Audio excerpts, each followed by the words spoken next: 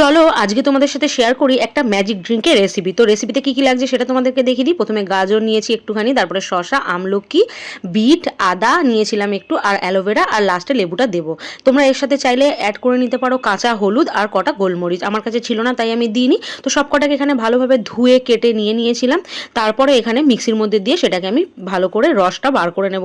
তো এটাকে magic drink বলার কারণ হচ্ছে এটা কিন্তু খেলে তোমাদের হেয়ার আর স্কিন দুটোই কিন্তু খুব ভালো থাকবে, স্কিনটাও গ্লো করবে।